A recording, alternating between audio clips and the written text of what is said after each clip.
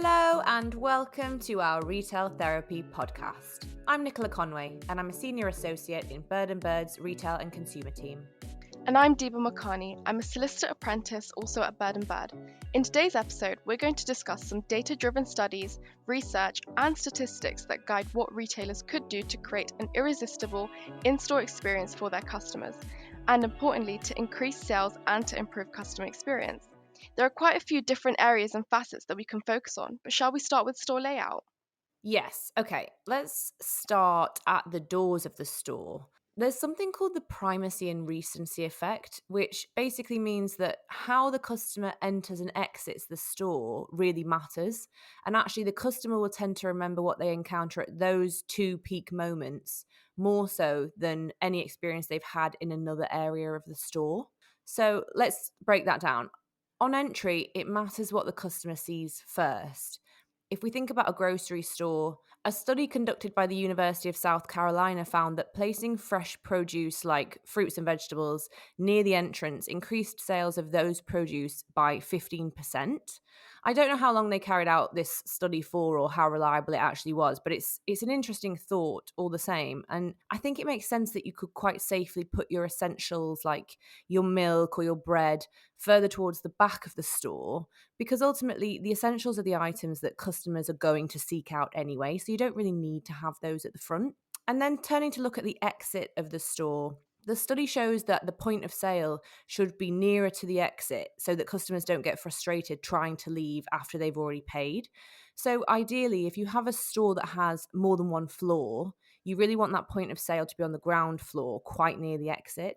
Apparently it just increases the feeling of purchasing satisfaction because you just pay and you leave and you don't really have that opportunity to feel purchasing regret.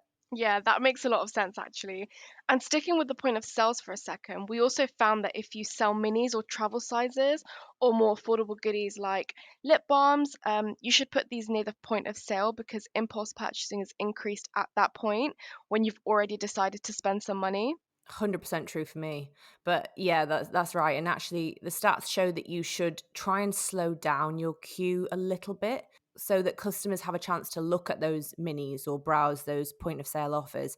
But you don't want to slow down that queue so much that customers start to feel impatient, of course. So there's a sweet spot, I think, in the waiting time. Yeah, I agree. When I make those impulse purchases, it's often because I'm bored in the queue and I just look around at what they have and then pick up extra bits that I didn't even need. But outside of entry and exit, what about product displays inside? What does research show on that? Yeah, it's super important too. I think it's quite evident that the arrangement of products influences what we buy, but also how much we buy. So, retailers, when you're designing your stores, you really need to be creating a logical flow from one zone to another. And zoning can be quite tricky because the same rules don't apply to all retailers. It really depends on what you're selling. So, if we think about a beauty store, you could zone the store in terms of categories. So, one section for hair, one section for makeup, one section for fragrance, one section for skincare, so on and so forth. But if you're a multi brand store, let's think of Sephora or a Space NK, you might want to zone by brand. And that'll be particularly the case if your brands have multi category offerings. Contrast that with something completely different, like a technology store. You'll almost always find in a technology store things are categorized. So all of the cameras will be together, all of the laptops will be together. And that's just because usually when a customer goes into a technology store, they are actually looking for something quite specific. It's less of a browsing attitude. So, when you speak about multi brand stores, do you think that there's a limit on the number of brands a store like, let's say, Sephora or Boots Beauty should stock? I do. I do. I think everything I've been reading and hearing is that there's a fine line between giving the customer enough options so that they feel like they have the power of comparison and lots of choice in their purchasing decision versus completely overwhelming them with 50 different brands and giving them decision fatigue so that they just end up getting frustrated, buying nothing and leaving. I definitely resonate with that. I've had that experience quite a few times actually. It's like there's so many options that you just end up thinking, I don't want to make the decision and I'll think about it later. But what about groceries? What are the tips on zoning there? Grocery stores, kind of like technology stores, they're most efficiently organized by category, product category. You obviously won't do very well if you have, frozen pizza next to milk, next to toilet roll, next to chocolate bars. What's a bit different for a grocery store is that they tend to use a lot more high level shelving or stacking presentation than other types of stores. And how you shelve and how you stack is also another thing to think about because obviously people notice the things that are at their eye level first. So those things will always get the primacy of attention. That's actually why they put the premium brands at eye level, and you'll often find the sort of own brand products lower or higher because, like you said, that's not where your eye goes to immediately. Mm. So maybe that's a life hack if you're grocery shopping next time. Do you think the same rules apply in fashion then? Well, of course, usually you'll find men's separately from women's, separately from children's. But other than that, how those departments are displayed or zoned, it's not really as cut and dry as the other types of store that we've touched on so far. When we think of a larger fashion store, there can be value in separating clothes in one section and then shoes in another. But clothing's harder because there's some conflicting research that shows that there's quite a lot of benefit in grouping different product categories together into basically outfits so that the customer can see all of the components of a full look. And the data on that shows that it can increase spending quite a bit. That does make sense for fashion. You'll often see a mannequin wearing a complete outfit, and then all of the components of that outfit is set out on the surrounding rails, like the dress, the bag, the shoes all together, and that can bring people in when they're window shopping as well. Definitely. It's useful for a lot of people to see that completed look put together because I personally find it quite fun to put a look together, but we take that for granted. A lot of people don't, and shopping can be quite stressful, and it just makes the shopping experience easier to have everything in one place. And you make a really good point there about surrounding the mannequin with rails as well. Another interesting observation for stores across the board, not actually just in the fashion space, is that customers find empty spaces a bit unnerving. I think it can make us feel a bit exposed if we walk into a store and we're just moving through empty space and you kind of feel like the staff are just watching you, don't you? So it's always worth when designing a store setup thinking about how it feels to walk through that space. So just really thinking about the spatial element for the customer. So enough of the spacing and zoning, I think, but what else did you come across in your research? Well, I also found some interesting information on how to visualize the store. So this goes a bit deeper than zoning. First, let's talk about lighting. So, careful and intentional lighting is crucial. In a grocery store, bright and well distributed lighting is said to improve customer experience. And I think this is because customers want to properly inspect produce and read ingredient labels. But if you look at beauty or fashion retail, a little less bright and a little more warm light is preferable. And the research shows that it's because it's shown to make customers feel more comfortable, more relaxed. And the result of that is you linger and browse longer in a store. That makes sense, I think, with clothing in particular. When you try it on, you want to imagine yourself wearing that in your real life. So when there's a really bright, harsh, unnatural overhead light, it's always a bit jarring. You never think you look that great in it. And obviously, that's going to impact whether or not you buy it. Other than the color of the lighting, is color palette more generally quite important? Yeah, the palette is quite important because different color schemes purportedly evoke different emotions. So, in a car showroom or a tech store, you might use vibrant colors to energize and get people feeling a bit excited. Whereas, like in a cosmetic store, for example, you might opt for warm tones like rose gold or soft pastels that you can create a calming atmosphere, basically make you feel a bit pampered as though you're in a spa. And in a grocery store, you'll want to use whites and greens and blues because we subconsciously associate those colors with cleanliness and hygiene. So even like red and orange makes you hungry, it stimulates the appetite. So that's why a lot of fast food chains have those colors because, as I said, it stimulates the appetite and makes you hungry and go in for a snack or some food. And the packaging of your product really matters for the exact same reasons. Totally agree. And I was wondering, did you find any interesting data on temperature or atmosphere more generally in stores? Yeah, both actually. Temperature is quite influential, and it kind of goes without saying, but the ideal is simply just a comfortable temperature because if it's too warm, then people feel uncomfortable and step outside for air or they just leave. And if it's too cold, people rush their shopping and don't stay to browse as long. And looking sort of more generally at the atmosphere, lots of studies show that the background music you play in a store can sway mood and affects purchasing decisions. And in a recent study published in the Journal of Retailing, researchers discovered that slower tempo music led to increased sales of wine, while faster tempo music boosted sales of convenience items like snacks and soft drinks. And even classical music, it's said to, increase sales in luxury items. So that's interesting to think about as well.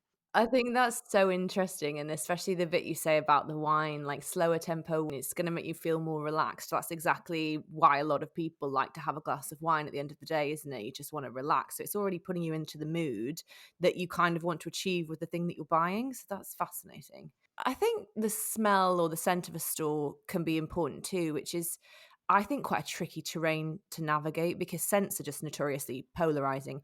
You'll find that some customers will love and be drawn into a store that has a really strong perfumed scent. I'm thinking Lush or Abercrombie, whereas others would steer clear of those stores. But there are some more generalized findings that I thought were really interesting. In a grocery store, the smells of breads and cakes can be helpful because they invoke hunger. And we all know that when we shop when we're hungry, we spend more. In a beauty store, spraying a perfume or a scent that you actually sell there quite notoriously leads to direct sales of that particular perfume because obviously people will comment and say, "Oh, what's that lovely smell?" And then you say, "Oh, well, we sell it here." So that's super smart. And in a pharmacy or a health store or a wellness store, it seems that it's useful to have a very clean smell, not necessarily like a sterile hospital smell. Actually, that's shown to be quite triggering for some people. It can invoke negative emotions, but more like a nice lemon balm or tea tree or mint smell. There's quite a lot of social psychology actually in the whole design, I think. Yeah, I definitely agree with the smell of the Lush store. You can sort of smell it from a mile away in Westfield, and it's kind of known for its smell of all the bath bombs, and it entices people to go in there and try the different scents. I love it, Um, but I know some people just find it a bit overwhelming. It's quite a personal thing, isn't it? yeah, I like walking past it, but I don't think I could spend more than like 5, 10 minutes inside. Oh, I think I could live in there. No, for me it's too much. I'm like, I just get overwhelmed with how much there is. Oh, But they've interesting. made that their brand, like that's what they're known for. So I think it works in their favor because you expect that smell when you go in there. Whereas for some other stores, if you don't expect that, like you said, it can be quite polarizing. Mm. But on that point, a prudent retailer would consider different generational categories of shoppers when thinking about social psychology because generationally, people actually seem to like different things.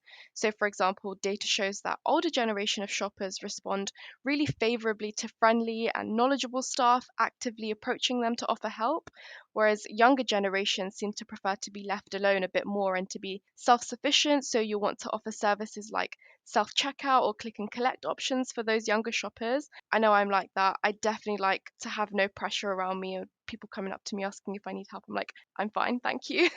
Yeah, I feel the same as you. I feel like I want to browse on my own and I feel confident to ask a question if I have a question, but I do always feel a bit not uncomfortable, but just a bit badgered if someone's coming over saying, "What are you looking for?" I'm like, "I don't know, I'm just looking. Not quite Yeah, sure I yet." also feel pressured to buy something then if I've got Mm, somebody helping me through that process, like at a beauty counter, or if you're trying perfumes, I feel this pressure of like, oh, maybe I should buy the perfume, or they've put all this effort into showing me all these different samples. So sometimes doing it by yourselves gives you that time to make those decisions and not feel like, you have to buy something.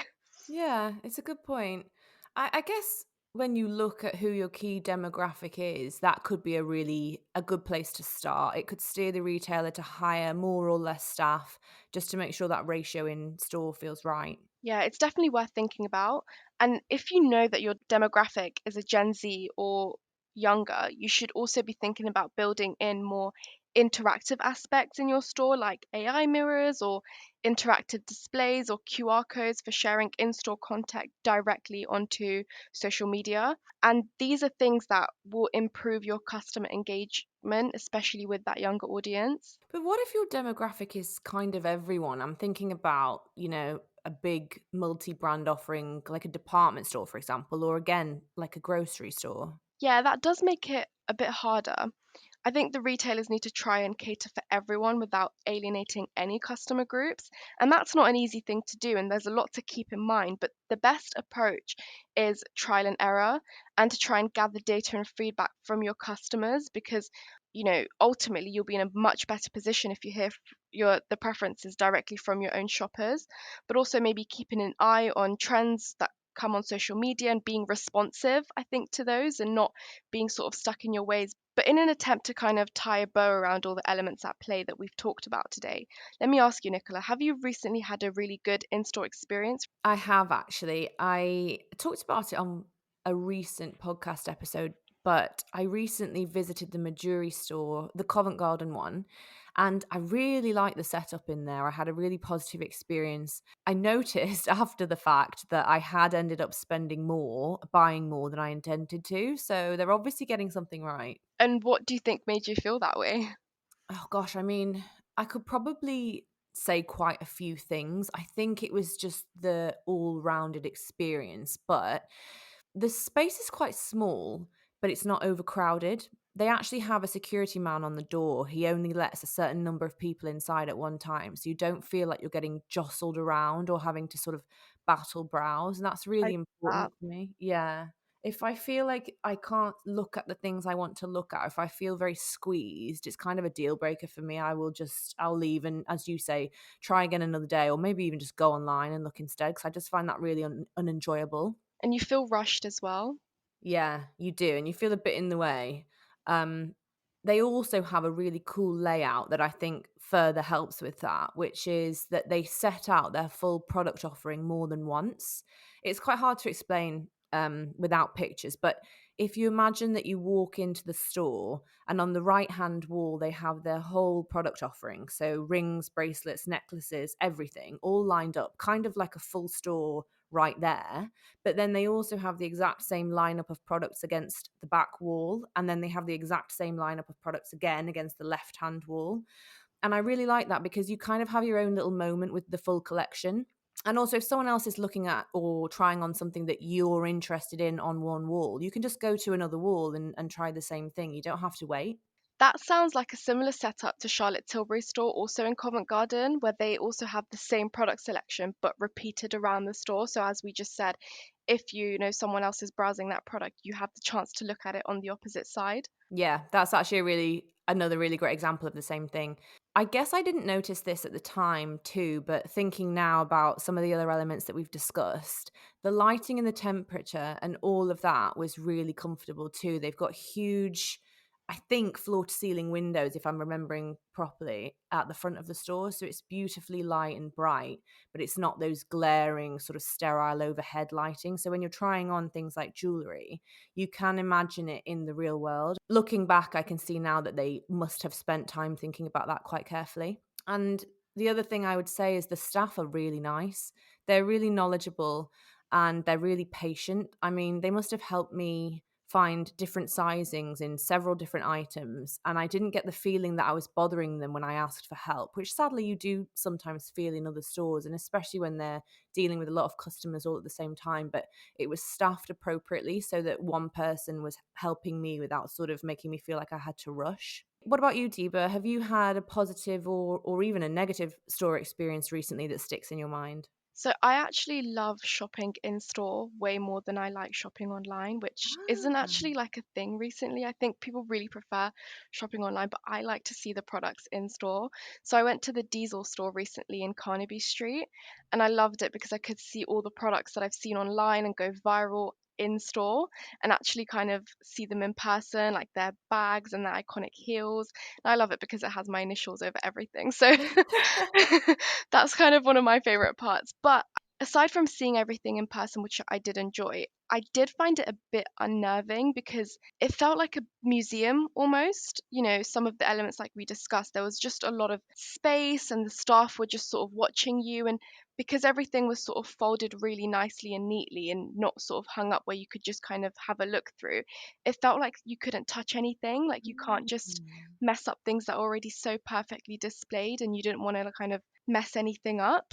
So because of that sort of museum element for me, I didn't really feel inclined to buy anything, but I still did enjoy sort of going in and seeing everything kind of in person. But yeah, it wasn't my favorite experience, but it was definitely still worth going to. That's so interesting. I feel the same way as you when it's like jeans are folded and I sort of hold them up against myself and then I feel the need to fold them perfectly and Yeah. put them back exactly as And they you were. never can You because they do can't. it so well, and then as soon as I've messed up the sort of spacing, I'm like, "Oh no, I've I've just got made to more work leave. for these people. I feel so bad."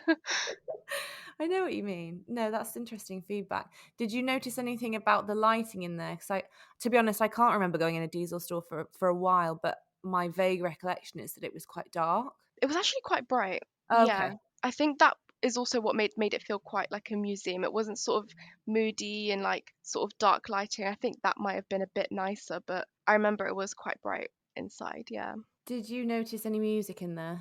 I don't remember. Ah. I actually don't remember. Yeah, I didn't pick up on that.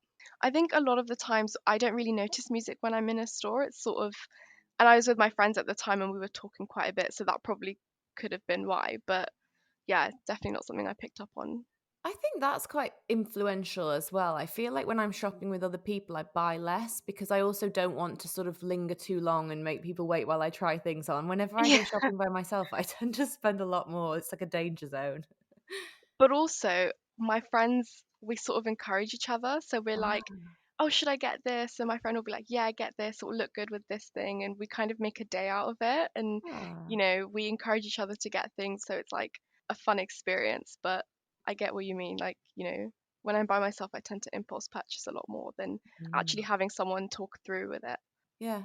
Well, I think I need to repay a visit to Carnaby Street soon. I haven't been in much too long. It's lovely, lovely shopping street. Well, I think it's about that time. Let's close the episode with a fun little question.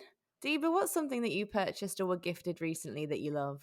So I'm actually on a no buy 2024, which is so strange for me. I love spending and buying new things and trying new things, but I don't know if you've seen recently the trend on TikTok of overconsumption.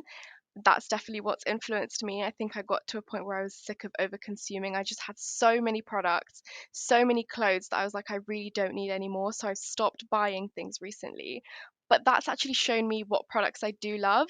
So there is a product that I have been repurchasing because my rule is don't get things until you've completely run out of it.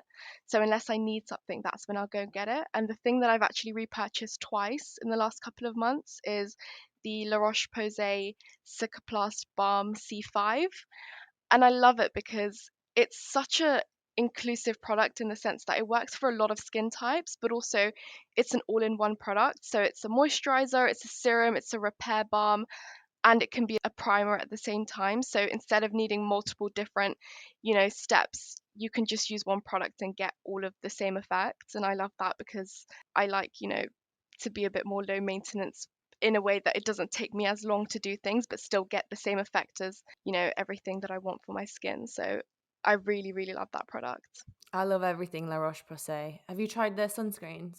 I have, yeah, it's so good. They're so comfortable, aren't they? Yeah, I can't feel it on my skin, which is so good. I think it's important to feel that way as well. As you say, like multi-use products, I quite often use the SPF as sort of primer as well. Yeah. Anything two in one or does both jobs, I love that because it makes me feel like I'm saving time. And you are in a way. So yeah, if a product can do multiple things for me at once, I'm like, yes. Mine is actually also a repurchase, so we've accidentally aligned here, which is amazing. I've repurchased the Ilio fragrance from Diptyque, and I will actually definitely repurchase it again once it's finished. I really like it. It's a beautiful summer holiday scent. It says on the Diptyque website that some of the key notes are prickly pear, bergamot, and jasmine and iris. I think the iris is the most detectable of all of those for me. It actually makes me think just a little bit of, do you remember those Parma Violet sweets? You know, the little purple sweets? I've never heard of those. Oh, they're very tasty. Do you remember fizzes? Yeah, I have heard of that. So they're like fizzes, but they're all purple and they're very sweet. So actually, maybe it's a bit misleading. This fragrance is a much fresher version. It's not an overly sweet sort of scent, but it just something about this scent makes me have a nostalgia memory of those sweets. We always used to get them in party bags after like a little birthday Oh, I love party. that. Yeah, That's it's so sweet. That must be such a nice memory to sort of like look back on and remember when you're spraying it. Yeah, I do wonder if that's sort of what's drawn me to it. There's something very nostalgic about it, but also it is just a really, really light fragrance, really, really good for this sort of hot weather we're having at the moment. But this one will definitely be coming on holiday with me as well. Oh, I love that. You're making me want to try that. I'll bring it in. You can have a smell Yeah, what I you think I think. need to smell it first, and then if it's reminding me of sweets, then definitely, why not? I'll bring some sweets and the fragrance, and we'll take notes. Love that. All right, that's the end of our episode. Thank you for joining us. Don't forget to subscribe or follow wherever you listen to your podcast so that you're notified when the next episode goes live. We also have a new email address, so if you want to get in touch about this episode or any other, you can reach us at retailtherapy@twobirds.com. Bye for now. Bye.